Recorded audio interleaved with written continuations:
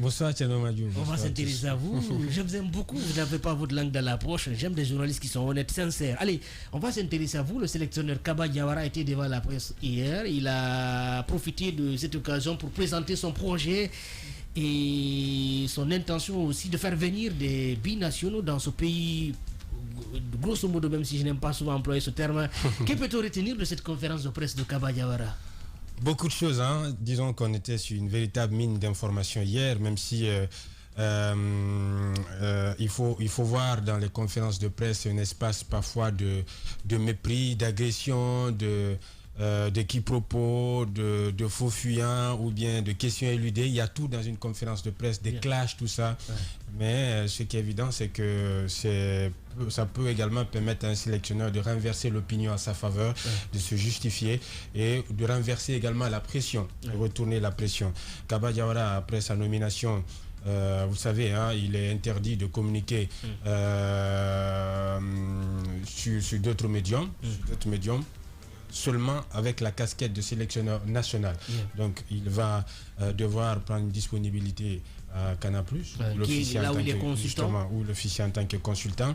Alors l'objectif c'était de le frotter aux médias guinéens, parce qu'il y avait beaucoup de questions qui se posaient sur notamment son diplôme, parce que c'est la question la plus brûlante qui revenait incessamment au sein de l'opinion, même si de toute évidence le diplôme quand même c'est l'expression de qualification d'un entraîneur. Cependant, la véritable expression de compétence d'un entraîneur, c'est bien le bilan. Le bilan qui se décline par les données chiffrées. Ça ne sert à rien d'avoir un diplôme, une chambre remplie de diplômes si vous n'avez pas d'impact sur le terrain. Et bien voilà, comme on l'a dit, le meilleur ami d'un sélectionneur ou d'un entraîneur, ce sont les résultats. Et lorsque les résultats ne plaident pas à ta faveur, il faut faire sauter le fusible. Et le fusible, le premier à le faire sauter, c'est celui d'un entraîneur. Donc il est venu, il s'est prêté aux questions des journalistes, des questions lui ont été posées par rapport au projet du Syli national de Guinée. Il a répondu comme quoi c'est un projet qu'il a commencé à mettre en place depuis la Coupe d'Afrique des Nations. Il est en train de surfer sur les quelques acquis qu'il a eu à construire au sortir de la Coupe d'Afrique des Nations. Il veut miser sur une génération, il veut rajeunir l'effectif. Vous savez, quand vous avez de jeunes joueurs comme au sein du Syli national qui sont en train de prendre du pouvoir, de monter petit à petit en puissance, à l'occurrence Alex Moriba, Agibou Kamara, pour ne citer que ceci, l'un de faire de la jalousie. C'est quand même des garçons qui dégagent de l'insouciance qui peut constituer une arme redoutable contre son adversaire.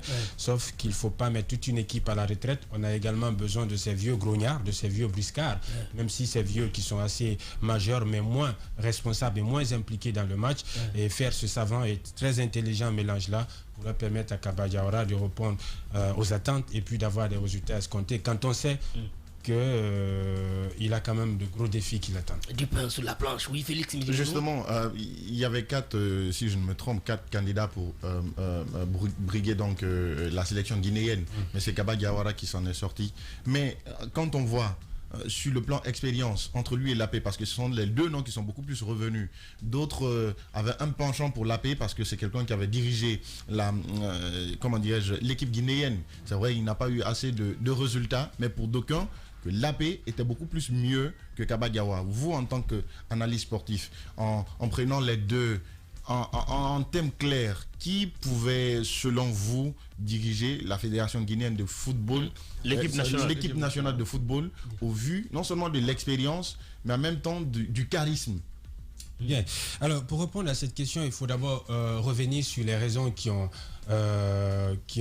poussé le CONOR à restreindre le jeu, à réduire les candidatures seulement aux compétences locales, notamment aux sélectionneurs et entraîneurs de nationalité guinéenne. On a longtemps essayé le mythe du sorcier blanc qu'on est en train de faire tomber aujourd'hui sur le continent. C'est cette tendance de nationaliser les compétences locales sur le banc des sélections qui est en train de s'imposer aujourd'hui sur toutes les sélections nationales. Loin d'être xénophobe encore une fois, mais bien souvent le constat il est très transversal transversale, vous faites venir un sorcier blanc aux prétentions salariales excessivement élevées à qui vous offrez un coin du paradis, mais qui vous laisse sur un goût inachevé avec un résultat de maigre, un bilan de maigre résultat. Par contre, vous avez des compétences locales ici qui peuvent vous apporter exactement les mêmes résultats, sauf qu'ils sont parfois sous-payés, qui sont payés à monnaie de siège, justement moins traités. C'est cette injustice-là qu'il faut décrier. Maintenant, on a ouvert l'appel à candidature. 4 candidats ont postulé: Kaba Diawara, Mohamed Kamfoué Lapé Bangoura, l'ancien défenseur Kolovati, et puis Moussa Tia également, méconnu du public, mais qui a quand même un profil qui correspond bien sûr à la restructuration, au développement du football à la base. 2 noms se sont dégagés, Kaba Diawara et Mohamed Kamfoué Lapé Bangoura. De toute évidence, sur la base des critères qui ont été fournis par le comité de normalisation, je pense qu'il n'y a pas, on ne peut pas mettre dans la même balance Kaba Diawara et Mohamed Kamfoué Lapé Bangoura, parce que Kamfoué Lapé Bangoura, encore une fois, c'est le seul entraîneur titulaire d'une licence à CAF en Guinée, bien sûr, et c'est l'une des sommités aujourd'hui du football guinéen qui a fait qui peut bien se targuer d'avoir des faits d'armes qu'il a réalisé aussi bien en tant que sélectionneur du Sili local, mais aussi en tant que sélectionneur du Sili national senior. Ce qu'il faut également noter, c'est que c'est vrai que le bilan n'a pas été très flatteur à son égard quand il a porté le Sili national en 2018, parce que ça fait 5 matchs, 5 défaites contre 5 défaites en 6 matchs disputés. Et ça, c'est de trop. Et quand la coupe est pleine, elle se verse forcément. Sauf que ce que les gens ne comprennent pas, c'est qu'il a été lui-même victime d'une injustice. C'est-à-dire que Kamfoué Lapé Bangoura a beaucoup plus été reproché pour le champ cauchemardesque qu'il a connu avec le Sili local du côté donc du Maroc, ce qui a d'ailleurs précipité son départ et le chambardement de toutes les sélections, de tous les staffs techniques, de toutes les sélections, toutes catégories confondues. Et au moment où il était en train d'avoir un peu de stabilité avec la sélection nationale senior, c'est là il a été débarqué depuis le Maroc aux sorties du championnat d'Afrique des Nations cauchemardesque qu'il a réalisé, même s'il y avait quand même des situations atténuantes. Maintenant, le vin est tiré. Le Conor a estimé que Kaba Diawara, au regard de sa proximité, le fait qu'il ait la main dans la pâte et qu'il ait également une belle carte de visite qui puisse lui permettre de nous faire venir des renforts de taille et non des renforts renforcés comme on l'a vu dans un passé récent. Et le fait également que Kaba Diawara est dans les sérails du Sili national depuis maintenant un bon paquet de temps. Il ne faut pas oublier qu'il a galvaudé, qu'il a franchi toutes les étapes. Il a commencé par être team manager du côté de Luis Fernandez, sous l'ère Luis Fernandez, sélectionneur adjoint, et puis aujourd'hui il est sélectionneur. Donc il a gravi les échelons et aujourd'hui il est là. On a le sélectionneur Kaba Diawara qui va s'engager officiellement en faveur de la Guinée pour les 2 prochaines années. On attend de voir quelle borne salariale va fixer le ministère en charge des sports. Bien, on va marquer une pause, le temps pour nos obligations commerciales. On revient juste après dans cette émission Les Informés avec Paul Fatia Tunkara. La suite de cette émission, Les Informés sur Radio Espace TV. Vous pouvez réagir sur Twitter à travers le hashtag Espace Informé. Allez, Paul Fatia Tunkara, on va parler de Kaba Diawara, de l'équipe nationale du Sili, les éliminatoires pour la Coupe d'Afrique Côte d'Ivoire 2023. Vous parliez des atouts, des acquis de l'AP, et vous étiez en train de nous parler des acquis ou bien des atouts qui peuvent être également du côté de Kaba Diawara. Ouais, justement, donc en parlant de Kaba, on sait que est-ce qu'on peut soulever le micro, s'il vous plaît? Voilà. Allez-y. Voilà. C'est pour ne pas que vous fatiguez avec la tête comme ça, parce que... Voilà. On savait que la révolution n'allait pas forcément venir du choix des hommes, mais de par sa capacité managériale. On a quand même remarqué, sorti la Coupe d'Afrique des Nations, qu'il y avait un léger mieux dans l'attitude du Sili national de Guinée, même si les résultats n'ont pas été nettement en deçà des attentes placées à cette équipe. Même si certains n'osaient pas mettre une pièce quand même sur cette on avait quand même une rigueur. Le Sili n'était pas habitué à ça. Les supporters même n'étaient pas habitués de voir une équipe avec une rigueur. Exactement. C'est cette rigueur-là ça a beaucoup plaidé pour Kaba. C'est cette rigueur-là qui manquait. En plus, Kaba, il espère restaurer la discipline, parce que je l'ai toujours dit, le Sili à un certain moment ressemblait à une boutique dans laquelle on rentrait, on sortait comme on voulait, où vous avez des joueurs qui inventent des blessures diplomatiques pour justifier leur leur forfait en sélection et qu'ils refusent de venir faire constater leurs blessures en sélection nationale. Donc Kaba, il peut avec le temps, incarner la rupture avec ces vieilles pratiques-là qui ont affaissé le niveau du football guinéen, et à ces joueurs également d'évaluer avec exactitude la charge émotionnelle qui consiste donc de porter le maillot, parce qu'on a comme l'impression qu'ils sont assez majeurs, ils sont mûrs, mais ils sont moins responsables et ils mesurent moins la portée pratique que révèle le fait de porter le maillot du Syli national de Guinée. Malouka. D'accord. Tout à l'heure, juste avant la pause, à vous entendre parler quand même des compétences de l'API, j'aimerais bien savoir, en tant qu'homme de football, pas que le Konok. Alors dites-nous, qu'est-ce qui a favorisé la victoire de Kaba par rapport à l'API? Bon, certains vont emprunter un raccourci à dire que Kaba, c'était déjà un choix prêt à porter et que le Conor avait lancé un simulacre de recrutement, quand on sait que le ministre des Sports, Beya Diallo, avait déjà explicitement ou manifestement exprimé son penchant pour Kaba Diawara. Il avait dit à celui qui veut l'entendre, n'en plaise à d'autres, que si c'était que lui qui décidait, et il allait opter pour la continuité avec Kaba Diawara. Donc beaucoup estimaient que les dés étaient déjà bipés et que le choix était connu de tout le monde. C'était Kaba Diawara, et que le Conor voulait juste donner une espèce d'égalité et puis de légitimité à cet appel à candidature. Mais pour le Conor, il y a eu un travail qui a été fait, un travail de fond. Il y a eu une équipe, une commission qui a été composée, à laquelle commission de travail avait pris part le directeur technique national adjoint, en l'occurrence le seul ballon d'or guinéen, M. Chérif Suleiman. Et au terme des entretiens et après dépouillement également des différents dossiers que les candidats ont déposés, Kaba Diawara est sorti alors vainqueur. Le Conor a estimé que Kaba était sur un projet. Il avait commencé à mettre en place un projet et que Kaba avait également cette facilité de nous faire venir des renforts de taille, parce qu'il faut quand même le dire, avec lui on a eu Serhou Guirassy, et qu'on pourrait probablement avoir dans les prochains Serhou Guirassy qui joue à Valence, Serhou Guirassy qui joue à Rennes plutôt, et qu'on pourrait probablement justement un attaquant qu'on pourrait probablement avoir dans les prochains regroupements du Syli national, Mouktar Diarabi, et que Kaba serait également sur la piste Mohamed Simakan. Donc que de renforts de taille qui pourraient aujourd'hui rendre le Syli national beaucoup plus compétitif, quand on sait qu'on en a réellement besoin. Sauf que, encore une fois, il ne faut forcément pas systématiser cette question de binationaux, en fait, parce que des binationaux, c'est deux choses. Soit ils n'ont pas de fortes attaches avec la Guinée, ils jouent pour la Guinée par amour pour leur femme, pour leur papa ou bien pour leur maman, parce que c'est les origines,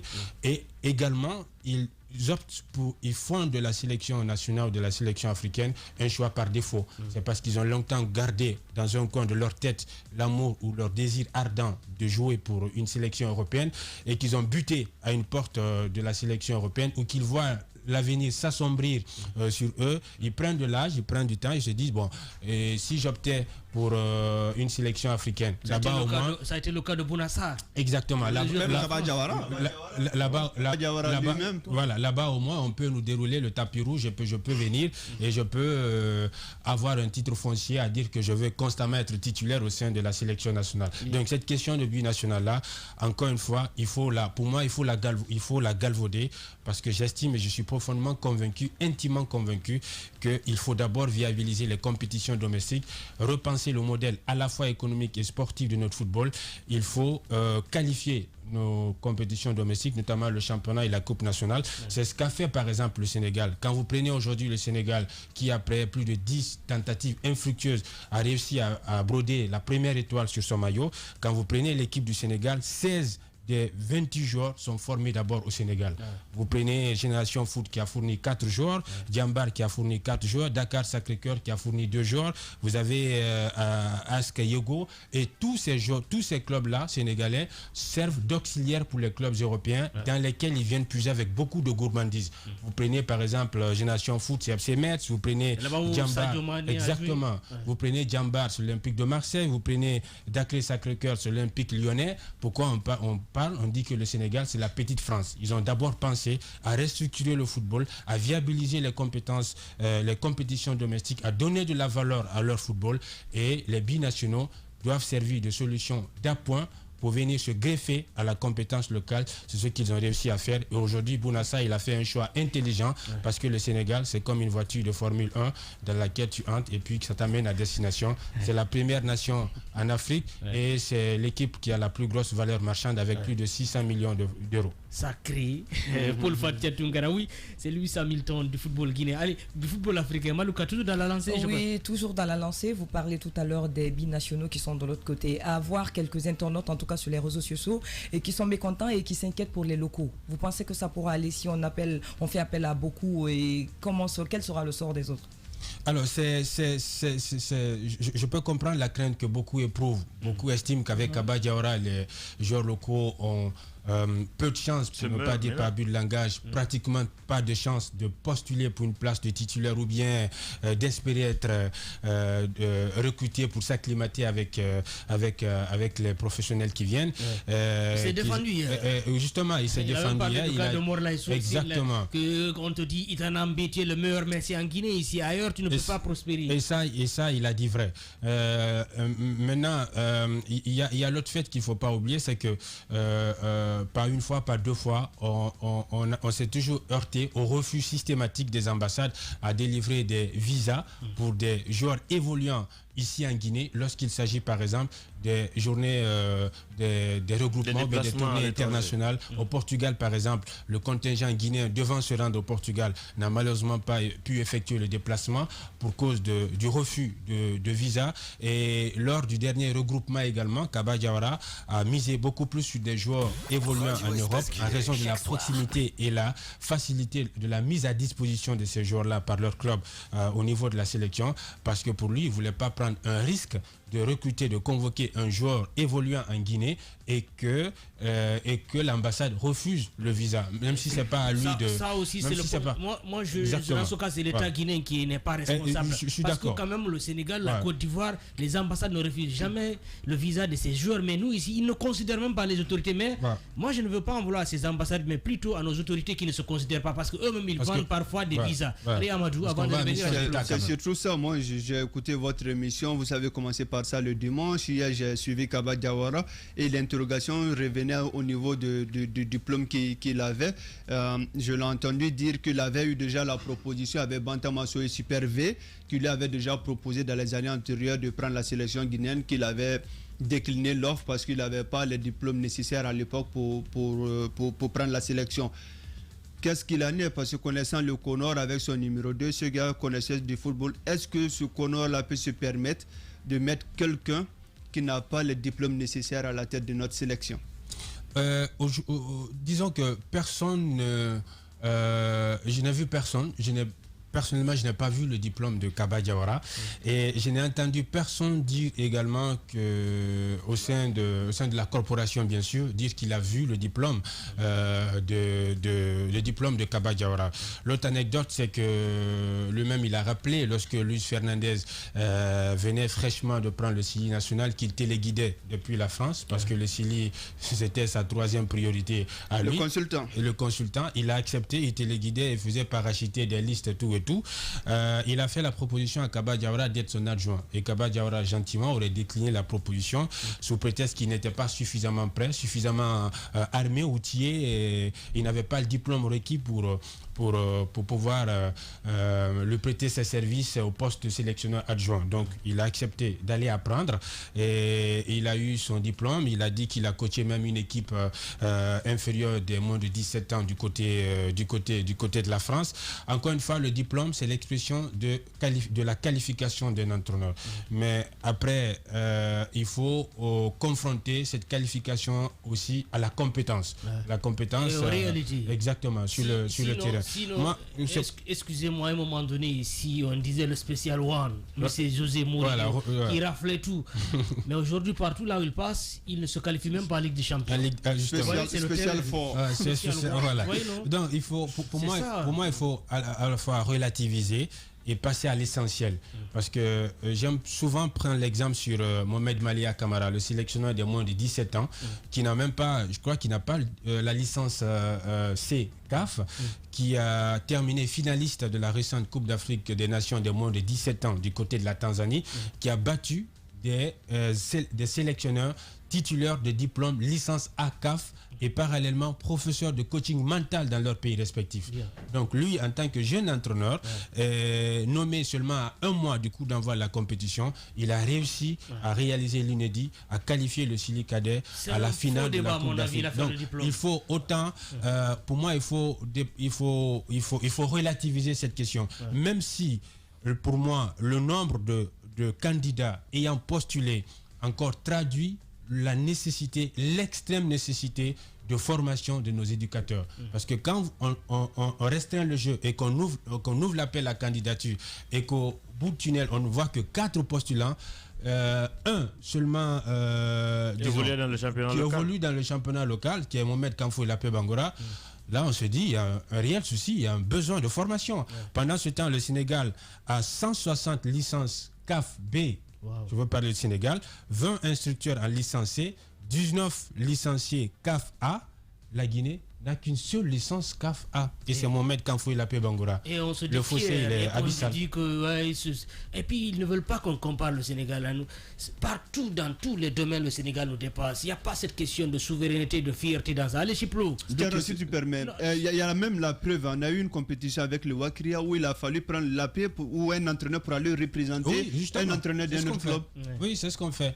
Quand ton club est qualifié, par exemple, en Coupe Interclub de la CAF, ton entraîneur n'a pas le diplôme, tu es obligé de solliciter, de faire venir un entraîneur qui est titulaire du diplôme, lui permettant de porter ce club-là. C'est comme si tu venais trouver un terrain vide sur lequel tu construis ta maison à ton apanage, à ton goût, à ta couleur, et puis après, on vient te dire, bon, tu n'es pas propriétaire de la maison, tu es locataire. Ça fait très mal. Même si sur ce point, il faut quand même mettre un petit bémol. Avec par exemple le Orea, on a vu la Mindia aussi, qui a un souci en Ligue des Champions, qui ne pouvait pas conduire à un moment le Orea. Pourtant, c'est un grand entraîneur. Si tu permets, Madjou, 2 questions. Premièrement, c'est lié au contenu même de son contrat, en fait. On sait quand c'est les blancs qui arrivent, quand c'est les sorciers blancs qui arrivent, pour prendre bien sûr ton expression, ils bénéficient de tous les honneurs et de tous les traitements, surtout financiers. Et quand c'est un local, on ne le calcule pas, il n'a pas payé en temps, il n'a pas un gros salaire. Est-ce qu'il y a déjà quelque chose qui est officiel concernant bien sûr le contenu du contrat? Alors, ce qui est officiel, c'est qu'il va s'engager pour 2 ans. Et là, on a appris de nos erreurs. Tous ces derniers temps, tous les sélectionneurs que nous avons sollicités, que nous avons eus, sont venus dans des conditions assez alambiquées, assez douteuses. L'un te dit, c'est mon patron qui m'a dit de faire venir mon ami. L'autre te dit, bon, la mafia marseillaise est passée par là pour avoir le sélectionneur à la tête du Sili national de Guinée. Donc les conditions étaient assez floues. Raison pour laquelle le Conor est venu tasser tout, mettre tout à plat, limoger tous les staffs techniques pour reprendre le modèle de recrutement, parce que il y avait quand même disons, il y avait beaucoup à dire en fait, c'était assez flou. Maintenant, ce qui est évident, ce qui est clair, ce qui est connu, c'est que la durée du contrat, c'est de 2 ans. Tous les sélectionneurs que nous avons eus de par le passé nous ont coûté énormément en argent, et la séparation a été tumultueuse. C'est-à-dire, on s'est difficilement séparé de ces sélectionneurs et ils nous ont souvent traînés devant le TAS. Paul Putsch, c'était devant le TAS, et DJ Six est en train présentement de se positionner également pour intenter une action contre la Guinée, parce qu'il estime que son contrat était en cours de validité. Au moment où on a décidé de rompre notre collaboration avec lui, il avait signé pour 3 ans et il avait officié 2 ans. Il lui restait encore 1 an de contrat. Et c'est pour éviter toutes ces erreurs-là que le Conor a dit, bon, on va raboter la durée du contrat de 3 à 2 ans, 1 année peut-être d'observation du coach, et la 2e année, on verra bien si on va pouvoir continuer le mariage avec lui. La deuxième question, La deuxième question, l'un des points en tout cas qui fâchait un peu l'opinion, surtout les supporters de Sili, c'était le schéma tactique qu'imposait Kaba Diawara. Est-ce que lors de cette conférence de presse, vous avez abordé ce point? Est-ce qu'il a pu vraiment justifier cela? Il va continuer toujours avec ce schéma ou il compte le changer? Dans la réponse de Kaba, il a dit que lui n'est pas emprisonné dans un schéma systématique. C'est plutôt l'opinion qu'il emprisonne dans un schéma et qu'il exploite, qu'il va explorer tous les schémas possibles, qu'il va adapter au profil des adversaires qu'il aura en face de lui. C'est vrai qu'il lui a quand même été reproché d'un entêtement mais assourdissant à la Coupe d'Afrique des Nations, un schéma qui s'est avéré à la fois infructueux et inadapté par rapport au profil de joueurs dont il disposait, même si les arguments qu'il a brandis à dire qu'on n'a pas de joueurs qui soient capables aujourd'hui d'animer le 3-5-2, et l'AP a pédagogiquement répondu à Kaba Diawara en disant qu'il y avait bien des joueurs puisque c'est lui qui a sélectionné les joueurs et qu'il pouvait trouver mieux que ceux qui nous a servi à la récente Coupe d'Afrique des Nations. On a vu par exemple des joueurs qui confondent leurs deux pieds, on a vu des joueurs dont le pied droit ne servait qu'à monter dans le bus ou dans l'avion, on a vu des joueurs qui étaient complètement cramés après 45 minutes. C'était assez compliqué alors qu'on pouvait trouver mieux au sein même du championnat guinéen. Et il a quand même assumé. Il a quand même assumé ses choix, il a quand même assumé son schéma et lors du match contre l'Afrique du Sud, il a changé de schéma. On a compris qu'il est en train de se remettre en question constamment et qu'il a tout intérêt parce qu'il est quand même, disons, je dirais pas contesté mais assez controversé au sein de l'opinion. C'est vrai que pour Fatia, moi, devoir de mémoire, sincèrement je me rappelle pas. J'ai l'impression que le Syli national de Guinée c'est comme un véhicule dont on se contente tous les jours de changer le chauffeur sans pour autant réparer le moteur. Chaque compétition, nous avons un entraîneur. Chaque compétition, c'est un autre entraîneur. Je me demande si on a eu un entraîneur dans ce pays qui a eu 2 compétitions de suite. Oui, Didier, je crois que dis-je, Michel Dussier. D'ailleurs, c'est l'entraîneur étranger qui a fait mieux de tous les sélectionneurs qui se sont succédés sur le banc de la Guinée, sauf que par la suite, il a été en termes de victime. victoire ou quoi? Oui, en termes de victoire, en termes de résultats. Du beau jeu. Du beau jeu également. C'est lui qui nous a sorti de la poule de la mort en 2017 où on était logé avec la Côte d'Ivoire, le Cameroun, le Mali, tout ça. C'est grâce à lui. Sauf que il a été victime du système à un certain moment en quart de finale contre le Ghana 3-0. Quand on lui a demandé, il a fait aligner un joueur qui était blessé alors qu'il ne devait pas l'aligner. Il a répondu tout simplement que c'était un choix qui lui avait été importé. Voilà, importé de qui ça. Point d'interrogation. Voilà, point d'interrogation. L'autre question que moi j'ai envie de poser, faut-il faire confiance à Kaba? Pour moi, oui. Pour moi, oui, il faut lui faire confiance. Il est le sélectionneur. Il faut pas. Pour moi, il faut pas restreindre la question du Syli national à la personne de Kaba Diawara. J'ai l'impression que souvent on focalise nos problèmes sur les entraîneurs, alors que les joueurs sont là, la plupart d'entre eux sont tellement indisciplinés. Ouais, justement. Ça c'est en français facile. Ils ne sont pas soucieux. C'est comme parfois. Vous savez pourquoi je le dis? C'est comme nos artistes. Ils se contentent du minimum. Parfois, je ne sais pas si avec vous que j'ai entendu ou bien c'est Alpha Baldé, le journaliste sportif. Quand le Syli joue et que nous devons jouer un match décisif, vous voyez les joueurs parfois qui préparent leurs valises. Comme quoi, après le match, ils vont rentrer au pays. Ils ne pensent pas à aller jouer de l'avant. C'est une évidence. Ils ne pensent pas aller loin. C'est comme nos joueurs qui ont joué pendant un moment donné dans des championnats, mais qui ne visent pas loin. Peut-être au-delà de Naby Keita, qui a joué dans un grand club, qui a misé. Si le Fendino pouvait être un grand joueur qui pouvait jouer dans des grands clubs. Salam soit joué à Liverpool. Salam soit Titi Camara joué à Liverpool aussi.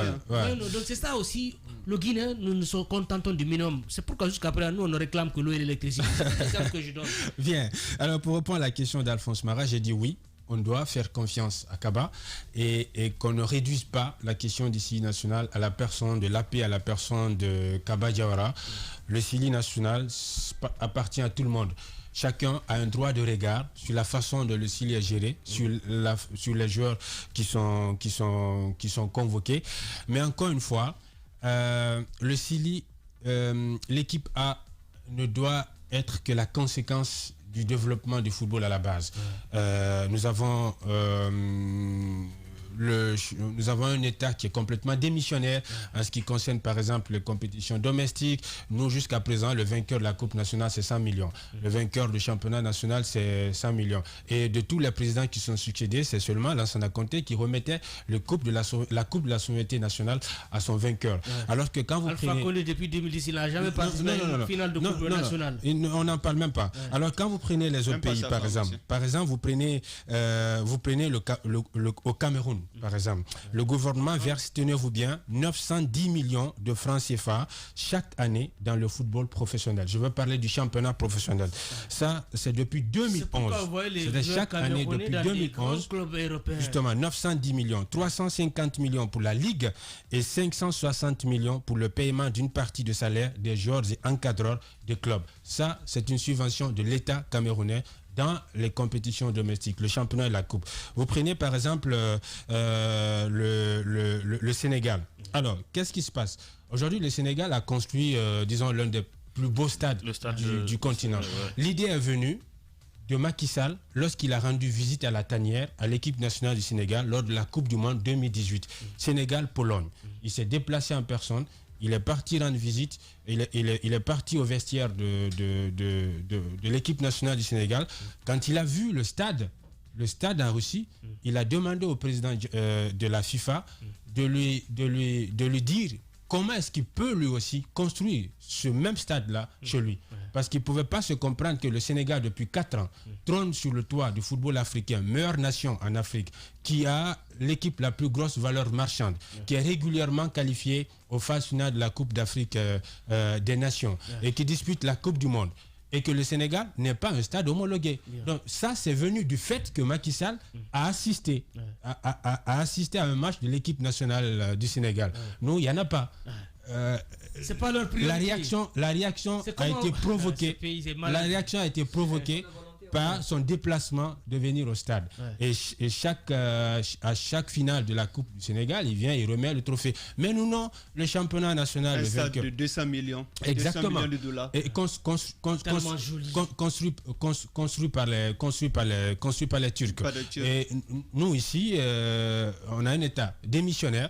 Pas les clubs qui se qualifient en Coupe interclub de la CAF, par exemple, se prennent en charge tranquillement. L'État s'est complètement désengagé, alors qu'au Burkina, tout près ici, tout club qui se qualifie en Coupe de la CAF ou en Ligue des Champions, tu as une enveloppe de 10 000 euros qu'on te donne, 10 000 euros, et l'État prend en charge une délégation composée de 20 personnes, et chaque personne de la délégation perçoit une prime de 50 euros. Ce qui fait aujourd'hui qu'en 2019, je crois, lorsque je voyageais avec le Salitas du côté de Burkina, au moment où nous, on rentrait, la délégation rentrait au pays, et bien Salitas aussi rentrait au pays, tenez-vous bien, dans Turkish Airlines. Confortablement installé. Et après, on se dit fier de ce pays. Vous savez, ce sont des occasions pour moi, sincèrement. Allez, Félix. Et après tout, on dit qu'on est fier. Quelle fierté, pas. C'est compliqué. C'est l'orgueil. En Guinée, c'est vraiment dommage. Non, c'est dommage parce que le football est vu sous un angle assez réducteur. On pense que c'est une simple activité de loisir, alors que le football doit être aujourd'hui éligible au même titre que tous les autres plans de développement. Je suis désolé de constater que depuis que le président a pris le pouvoir, il a rencontré tout le monde sauf le mouvement sportif. Allez, Félix. L'autre côté, on parlait de discipline des joueurs. Dernièrement, à la Coupe d'Afrique au Cameroun, on en a entendu des chichamans, des joueurs qui se permettent de sortir même en boîte de nuit. Hein. On l'a rapporté. Ce sont des ondits, mais on sait en Guinée, que quand on dit quelque chose, d'une part, il y a 50% dans chaque de vérité. rumeur, il y a 30% de vérité. Il y a Kaba Diawara qui a C'est Félix qui l'a dit aujourd'hui. Non, attends, laisse-moi aller. Tu disais le contraire avant-hier. S'il te plaît, laisse-moi aller au bout. En tout cas, Amadou, vous avez bien fait de rappeler. Laisse-moi aller au bout. Il y a Kaba Diawara qui a parlé hier je ne sais pas si c'est hier, de Morlaï. J'ai pu lire quand même. Il a parlé de Morlaï, Itanambe, tu es là, mais après tout, est-ce que aujourd'hui on peut se dire que Kaba Diawara peut se confronter à ces genres de difficultés entre les joueurs qui peuvent manifester de l'indiscipline pour dire moi je suis quand même là? Oui, on a constaté ça.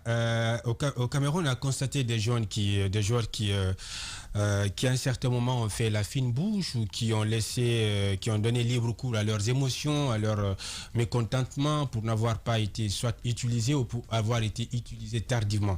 On a tiré la sonnette d'alarme, on a dit attention à l'effet contagieux que ça pouvait avoir. Ça a commencé d'abord par Sori Kaba. On a vu ça quand il a été lancé, je crois, en toute fin de partie. Contre le Malawi, on a gagné, mais il a refusé d'exulter, de communier avec ses coéquipiers. Par la suite, c'est Moriba qui était très étincelant dans le match, mais qu'on a dû sortir parce que Kaba Diawara estimait qu'il était à court de compétition dans son club et que physiquement, il n'avait pas le coffre suffisant pour pouvoir tenir la charge de la rencontre, disons, jusqu'à 90 minutes. Donc, il a estimé qu'il fallait le ménager, qu'il fallait le sortir. On a vu quand il sortait, il a raclé la canette d'eau qu'il avait sous son pied, il a laissé exploser sa colère. Après, c'est Konkolé. Donc, il y avait un effet contagieux qui était là. On a dit, attention, il y a une sélection. La sélection, ce n'est pas forcément un aliment de planète, une juxtaposition de talent. Mais il y a également des valeurs qu'il faut annexer à ces talents-là. La discipline, la rigueur et l'esprit de fair play, et que tout le monde partage, même par procuration, les émotions. Que quand vous perdez, que tout le monde perde ensemble, que quand vous gagnez, que tout le monde ressente les mêmes émotions. Et c'est vrai, ça s'est fait sentir. Maintenant, pour le cas de Morlaï, ça c'est un choix personnel du coach qui a estimé que Morlaï était beaucoup moins impliqué dans les séances d'entraînement et qu'il estimait que Agibou faisait beaucoup mieux dans les séances d'entraînement que Morlaï. Ça, c'est un choix technique. Ça, c'est qui joue à Olympiakos. À Olympiakos, même s'il était quand même physiquement diminué, il a dû serrer les dents les unes contre les autres pour tenir le match, par exemple, contre le Sénégal. Mais on estimait qu'il ne pouvait pas tenir son rang de titulaire parce qu'il était blessé. Et quand on est blessé, les compétences sont un tout petit peu émoussées. Ça, c'est un choix du sélectionneur Kaba Diawara. Maintenant, il a dit en conférence de presse, chacun a sa carte à jouer, chacun a ses chances, que même si tu es sur la planète Mars, quand tu es bien, il va te décrocher pour te faire venir. On attend de voir ce que les uns et les autres vont pouvoir produire dans leur club respectif. Une dernière question avant de partir avec les auditeurs. Vous allez garder votre question, s'il vous plaît. Non, Amadou, s'il vous plaît. Il faut qu'on gère le temps ici, sinon on risque de rester ici jusqu'à la fin. Quelles sont les chances de Syrie pour se qualifier pour la Coupe d'Afrique des Nations Côte d'Ivoire 2023? Nous sommes dans la poule avec l'Égypte, le Malawi et quel autre pays? L'Éthiopie. Voilà. Est-ce qu'il y a une chance pour le Syrie? Il y a une chance. Logiquement, le Syrie doit être l'accompagnateur idéal de l'Égypte. On se contente toujours du minimum. Non, l'Égypte, théoriquement. Sauf que... Il est pragmatique. Voilà, théoriquement. Sauf que notre poule est assez particulière, d'autant plus que ce sont les 4 pays ayant récemment participé à la Coupe d'Afrique des Nations qui se retrouvent dans la même poule. Tous ces 4 pays-là ont disputé la récente Coupe d'Afrique des Nations. On a joué contre le Malawi. On a gagné contre le Malawi, même si le Malawi aurait dû gagner le premier match au regard des occasions incalculables que le Malawi a eues, mais sauf que les attaquants ont pris du bouillon pour être brouillons dans les derniers gestes sur la ligne d'attaque. Maintenant, ça va se jouer sur l'aller et le retour. C'est un mini tournoi. On va se déplacer en altitude et généralement, d'après mes recherches, lorsque vous jouez en altitude, vous êtes souvent victime de l'hypoxie. L'hypoxie, c'est l'oxygénation insuffisante qui est causée par l'altitude et la chaleur qui contribue à la baisse de la capacité à courir rapidement dans les sprints. Quand vous jouez en altitude, vous changez d'air, tout ça, ça demande de l'acclimatation. Vous voulez faire référence à l'Égypte et à l'Éthiopie? Non, l'Éthiopie surtout, parce qu'ils vont très vite là-bas et généralement les déplacements en altitude, ça ne nous sourit pas souvent, ça devient assez compliqué. On gagne difficilement au pays et on gagne difficilement en déplacement et c'est un mini tournoi. C'est à nous de mettre toutes les chances de notre côté. Il n'y a que 2 qualifiés. 2 qualifiés. Il ne faut pas minimiser l'Éthiopie. Non, on ne minimise personne. On ne minimise aucune équipe. C'est pourquoi j'ai commencé par dire que toutes ces 4 équipes-là étaient présentes à la Coupe d'Afrique des Nations. Et ce sont des équipes qui évoluent à bas bruit, qui sont en train de se construire petit à petit, parce qu'aujourd'hui, il y a une espèce de nivellement de valeur. En Afrique, les pays que vous considérez de seconde zone ou bien de second couteau, ce sont souvent des pays qui jouent au trouble-fête, qui viennent s'aimer, disons, troubler la fête dans votre poule. Attention à ces pays. Mais moi, je suis convaincu que le Chili, avec une assiette élargie à 24 équipes, ce serait une catastrophe industrielle de ne pas voir la Guinée à cette Coupe d'Afrique des Nations. Sacré Paul Fatia Tunkara. Allez, Amadou, vous me rappelez à la fin de cette émission, j'ai un cadeau pour Poutine parce qu'il réalise bien ce soir cette émission. Allez, le temps des auditeurs sur l'espace. Merci à ceux qui sont à la régie, Mafata Sano, Jean-Marie Dembadouno, Ali Asokra Kamara, Fouté, souvent Mélikan Sita, Poutine, Nala et Sidivi. Allez, le temps des auditeurs sur le 620 28 69 69. Les informés. Débat des auditeurs. Débat des auditeurs, vous êtes nombreux à réagir. Charlie Champion, est-ce que Vladimir Montania n'a pas fait deux compétitions? La question pour Paul, qui est Vladimir? C'est un ancien entraîneur de Chili? Personnellement, je le connais pas. C'est la première fois d'entendre ça. Peut-être il va nous rappeler, c'est Abouakar Sidiki Kamara Moupao, journaliste à la RTG, qui nous envoie cette question. Bonsoir les informés. C'est vrai que nous sommes la nouvelle génération également. La nouvelle génération peut-être, c'est une ancienne, on ne sait pas. Il va nous revenir. Moupao, il faut nous revenir s'il te plaît. C'est Ipa Diakité, j'ai envie de dire, c'est bien fait pour Kassouri et compagnie. Ils ont toujours utilisé cette même justice pour faire subir les autres l'injustice pendant leur règne. Ipa Diakité de Bambeto qui réagit sur Twitter. On va prendre un appel sur le 620 28 69 69. Bonsoir. Alors, bonsoir, monsieur. Bonsoir, bon arrivée, Alpha. Il a tellement de la chance, il l'appelle toujours en première position. Oui, Dongol Touma. Je salue Ciplo, je salue monsieur So. Vous savez, je voudrais d'abord remercier monsieur Fatia, Paul Fatia. J'ai l'impression que c'est monsieur Abouakar Kanté qui est à votre émission. Ouais. Paix à son âme. Parce que vraiment, il a la même voix que Abouakar Kanté. Abouakar Kanté qui fut un grand journaliste sportif. Je crois que M. Paul Fatia, c'est un de ses idoles. Monsieur, avant que je ne pose quelques questions à M. Paul Fatia. Maman Alpha, moi j'ai envie de vous poser une question. Vous qui parlez de Abouakar Kanté, l'histoire nous a enseigné que c'est l'un des meilleurs journalistes sportifs africains. Il est guinéen, c'était une fierté pour la Guinée. Et il est décédé depuis des années.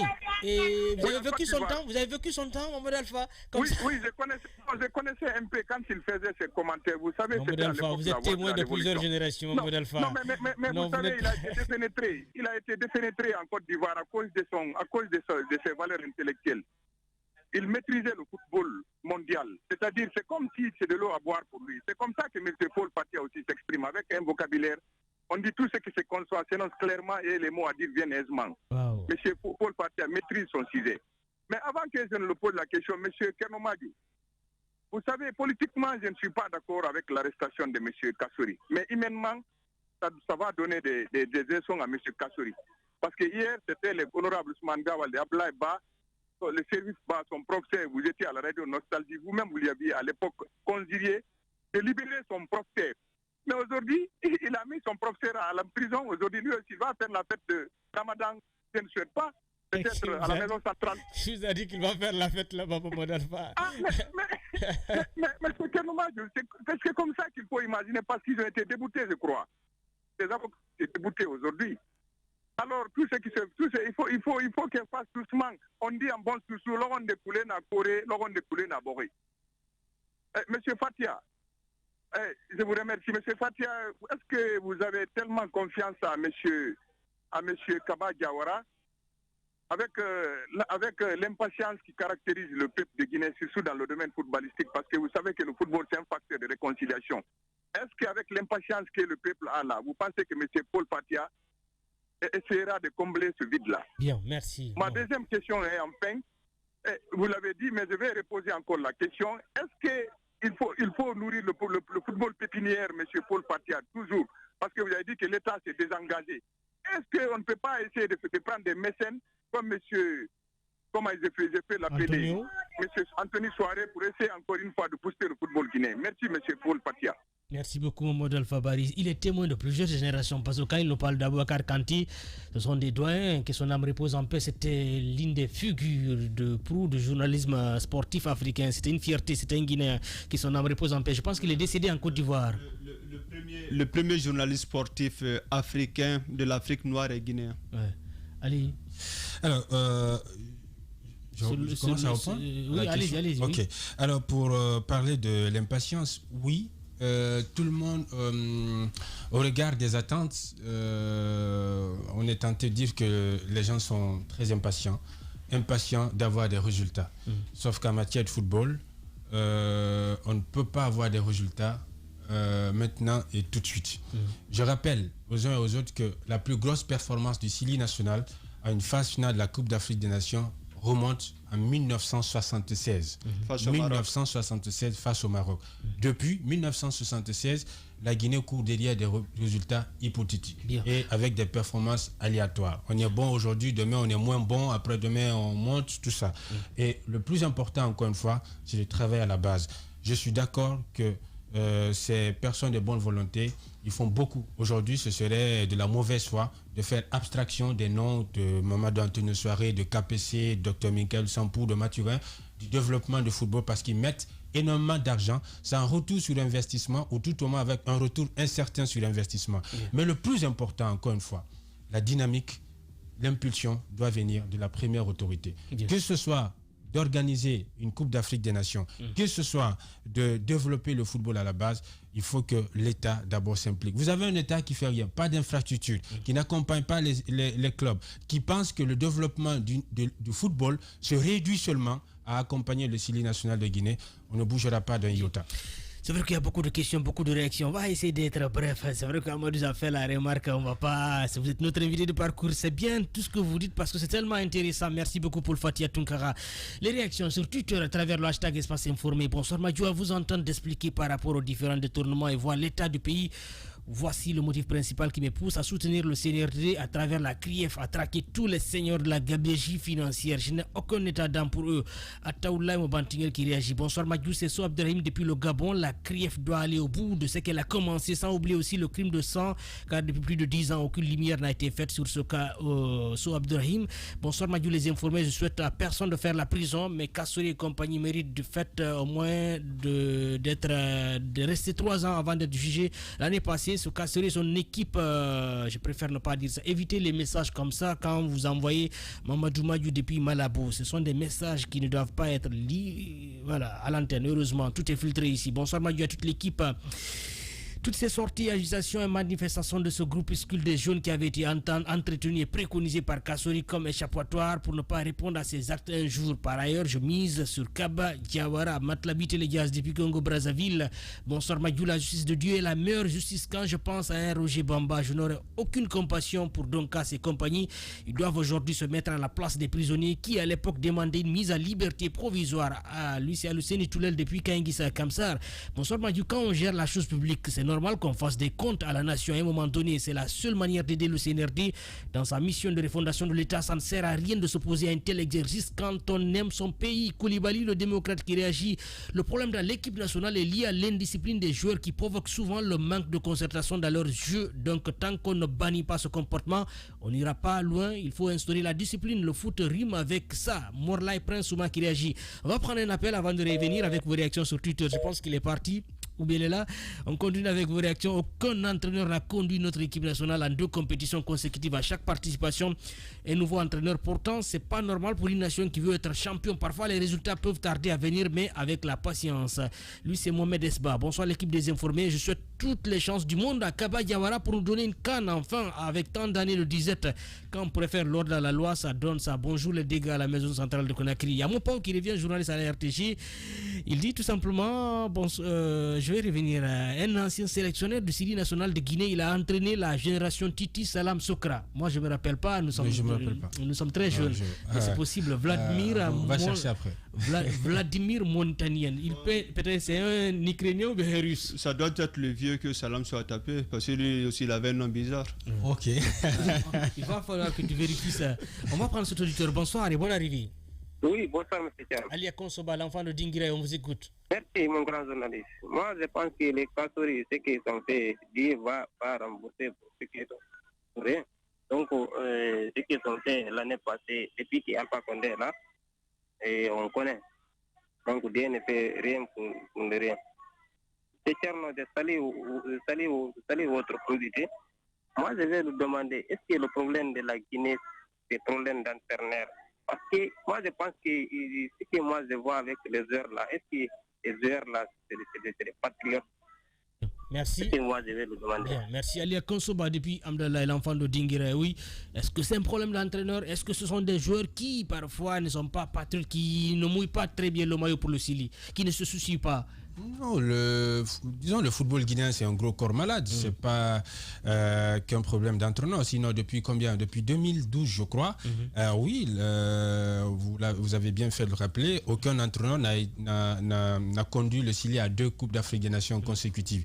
On a, après chaque Coupe d'Afrique des Nations, on est dans cette instabilité technique. On change d'entraîneur dans l'espoir d'avoir des résultats. Sauf que on tourne en rond. On aurait dit un serpent qui se mord constamment sa queue. Maintenant, le problème du football guinéen, il se décline sur beaucoup d'ordres. Il y a ce manque de formation dont j'évoquais tout à l'heure. Vous ne pouvez pas comprendre qu'en Guinée ici, on n'est qu'un seul entraîneur qui soit titulaire d'une licence ACAF. Ça veut dire qu'il y a une extrême nécessité de formation, de qualification des entraîneurs. Il y a également cette indiscipline, il y a tout ça. Il y en a beaucoup. C'est un problème qui...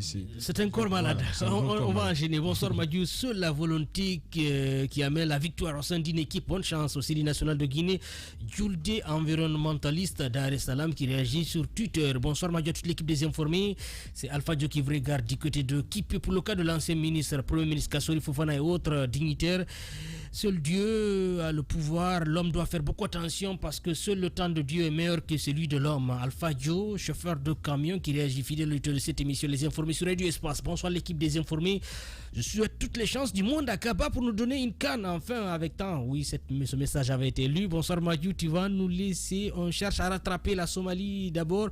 Notre souveraineté, ce n'est que dans la bouche, donc soyons fiers de l'avoir au bout des lèvres. Monsieur Foulani Diallo qui réagit sur Twitter. Le choix de Kaba comme coach est un choix à défaut. Quelqu'un dont le choix fut à défaut pour rejoindre le Sili à son époque, à quoi s'attendre avec lui? Est-il privilégié les brevets nationaux pour placer la Guinée sur le toit du football mondial? Wait and see. Tierno Angelus Lombe qui réagit. Bonsoir Madiou, mes félicitations à Paul Fatia. Il est vraiment un talent. Chapeau. Ma question de savoir, il aurait été victime des menaces lors de cette dernière CAN au Cameroun. Pourra-t-il nous dire que si ça ne lui dérange pas? Je pense qu'il a répondu à l'un de nos numéros ici dans cette émission. Franchement, en tant que fan de foot, j'aurais souhaité voir la paix Bangoura au lieu de Kaba, mais dans tous les cas, bon vent et bonne chance au Sili national de Guinée. Tidiane Botegue depuis Douala au Cameroun. Bonsoir Madiou, c'est Anelka Dramé, je vous salue depuis Sigiri. Le nommé Montian était l'entraîneur ukrainien. Voilà, lui c'est Anelka qui témoigne ici, il nous écoute du côté de Sigiri. Merci beaucoup. Allez, on va prendre cet auditeur. Bonsoir. Bonsoir Tcherno Madiou, bonsoir à tous les auditeurs d'Espace. C'est Mamadou Chérif Diallo depuis Matoto. On vous écoute, monsieur Chérif. Je suis étonné que même Paul Fatia ne connaît pas cet entraîneur qui nous a conduit à la CAN 98 et celui de 94 à Tunis. Et nous sommes très jeunes. Si tu savais seulement quel âge j'ai. Ouais, c'est ça, c'est ça. Voilà, il est très jeune. Que la question ne m'était pas destinée. Moi-même, je suis plus âgé que lui. Chérif, moi, je suis plus âgé que lui-même. Parce que, vous savez, cet entraîneur, franchement, c'est lui qui nous a ramené, c'est lui qui nous a ramené en réalité à la CAN. Vous savez, c'était très longtemps que la Guinée n'était pas qualifiée.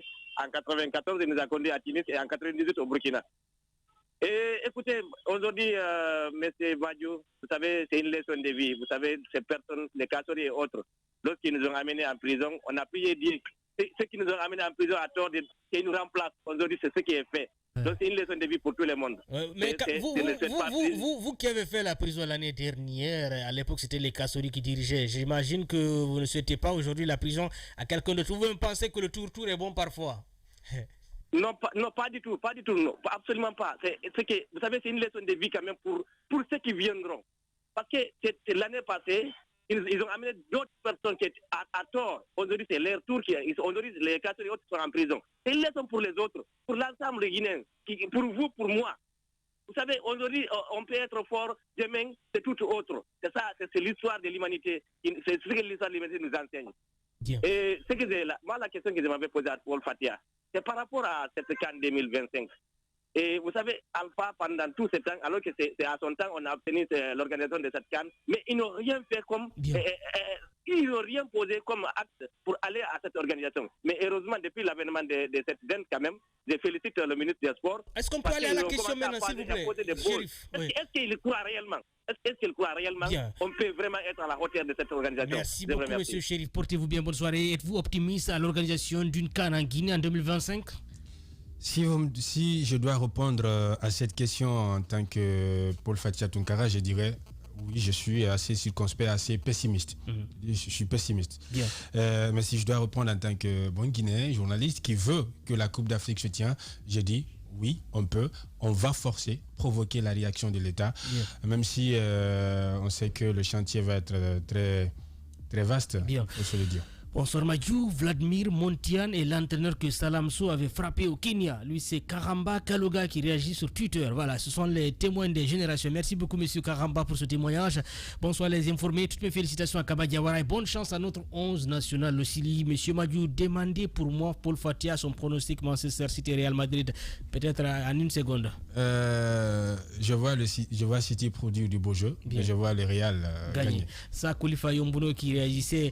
On enchaîne avec d'autres réactions. S'il vous plaît, Madjou, permettez-moi à ce que Paul Fatia nous parle un peu sur son parcours scolaire, car son vocabulaire est extrêmement riche. Comment il se forme? Matlabit et les gars depuis le Congo, peut-être rapidement. C'est important parce que quand les gens vous regardent à la télé, ils vous écoutent à la radio, ils disent que vous êtes un talent. C'est dans le sang. Ils ont envie quand même de savoir votre cursus scolaire.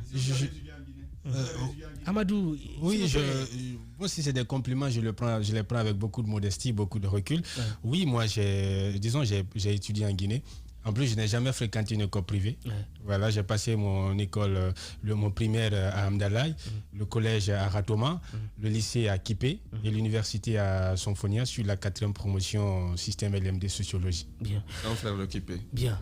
J'aime pas trop le foot, mais Paul est le seul journaliste sportif qui me donne envie d'écouter le débat de football. Chapeau à lui, un fidèle auditeur de Football Express, Abdul Ali Ouaria, qui réagit sur Twitter. Amadou, votre question rapidement, il nous reste 2 minutes. Oui, une minute même, 30 secondes même. D'accord, on a notre entraîneur dont on prive d'aller ailleurs. Non, elle écoute la question, c'est par rapport au Gombo qu'on lui prive. On sait notre championnat, tous ces jours, pas qu'on a créé à l'intérieur du pays.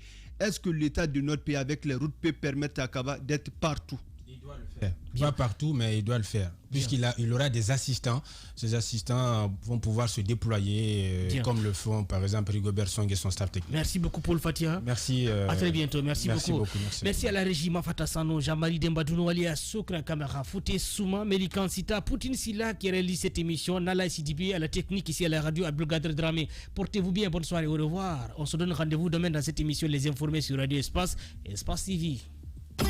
Radio Espace Guinée. Chaque soir, les experts de la société civile, artistes ou chefs d'entreprise se retrouvent pour défendre leurs convictions sur 3 sujets d'actualité.